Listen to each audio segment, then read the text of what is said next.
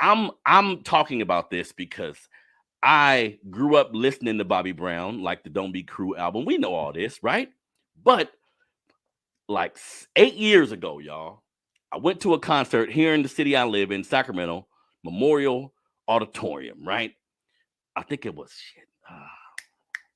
Aaron Hall, Keith Sweat, some other people, right? Aaron Hall couldn't show up.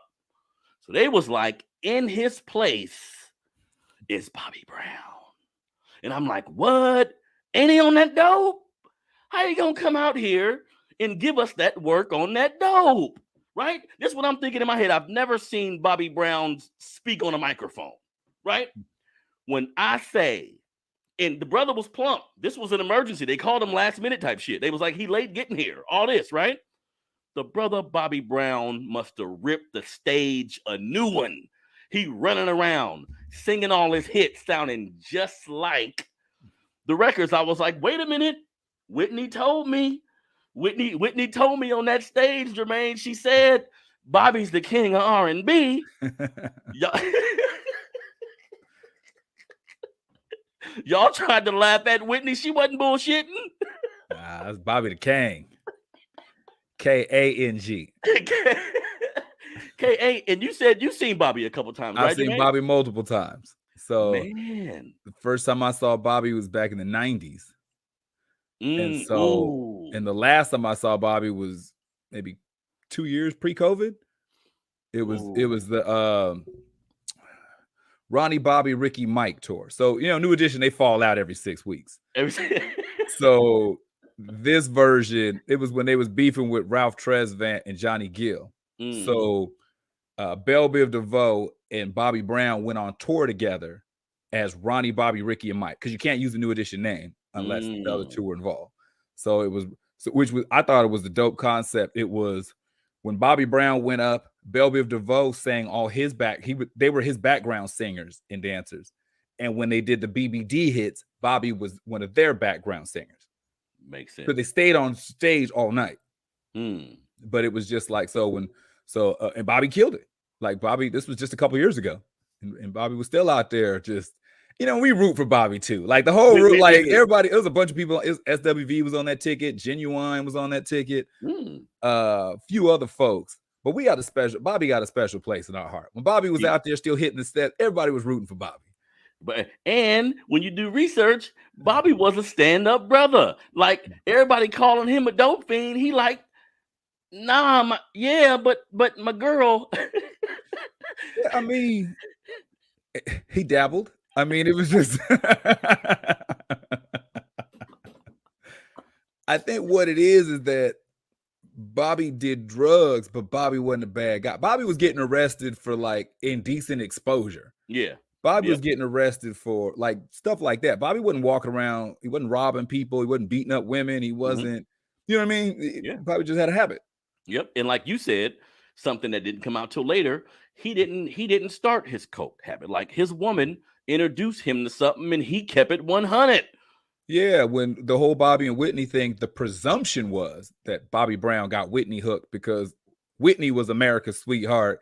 And everybody loved Whitney, and Bobby is, the bad boy in R&B. He must have got her hooked.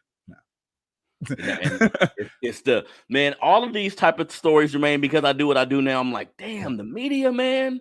When I say they got a stronghold on the message, and what we see and what we perceive as, and I can only imagine being in that position where you live in your life and you like, damn, I just seen the news and they said 100 wrong things about me.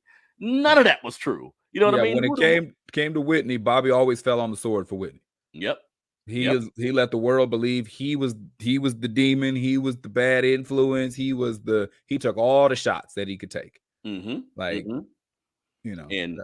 yeah, so I bring that up, family. If y'all haven't watched it yet, you have a little time this weekend. It's 4 parts. I'm on part number 3, I think. So I haven't finished it yet. But go on A&E. Watch that documentary.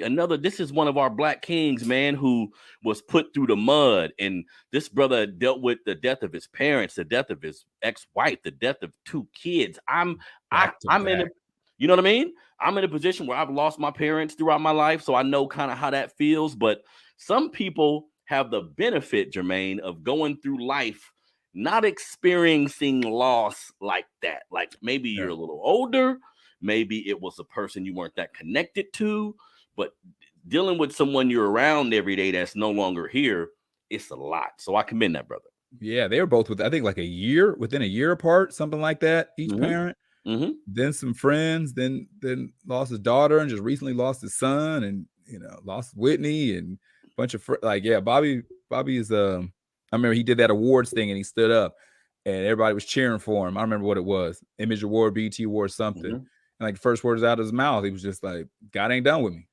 God, he must not be done. He said he's not done with me. Man, he's still working on me. So he's got very gracious spirit.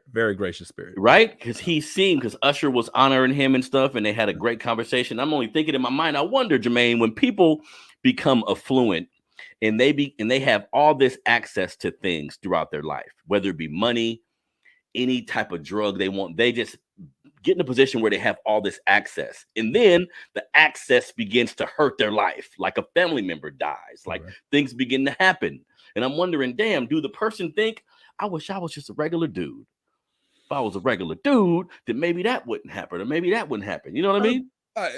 Never being that person, I couldn't speak to it firsthand. I ain't never had that much money. But I would think that to a degree, because if you're like, I'm out here wilding and I got all these people around me, but the only reason why they're around me is because of I play for this team or I got this album, whatever. It's like I could just, and some you actually take it back. You do hear about some people who do that. They just fall back and they quit doing music. They quit doing movies. They move to a small town. They just they're like, you know what? I just don't want this anymore. Like, I just want to I want to be able to live in peace. I want to, so I can see that if you realize that these things that are around you are pulling you towards a direction you don't want to go, and you may not be 100% sure how strong you are to resist them, that you may just need to remove yourself from the environment. Yep. Because I know a lot of people, Jermaine, this may sound fucked up. I know a lot of people who aren't strung out or who aren't just out of their mind because they're broke. Like I'll be thinking, if this person had access to everything they wanted in life, if they had access to every drug, to everything they wanted, they'd be crazy. They can't handle the little they have. So if you gave them the ability, you can have whatever you want every day of the week. That's a strong pull that some of us never get to experience, for good or for worse. You know what I mean? Yeah. And I mean, what is it? Money amplifies what you are.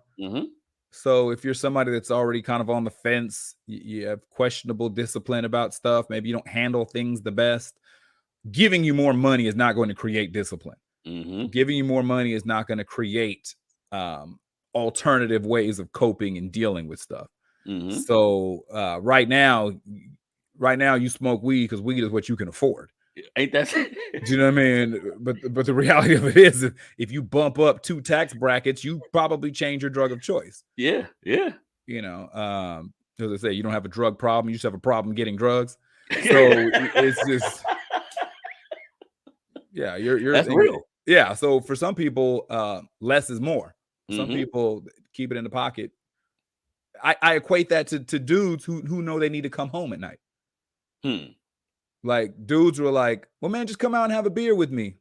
No, because there'll be some women at the bar. There'll be some stuff going on, and I'm coming to have a beer with you, but I don't know what 2 o'clock's going to bring. So I'm just going to go home at 8. Like, I'm saving me from myself. I'm just getting out my own way, and I'm just going to take my behind on home. Y'all have a good time. Peace unto you. And they go to the house. Those are people, so sometimes less is more, less options, less opportunity. Less resources. Because discipline is a motherfucker.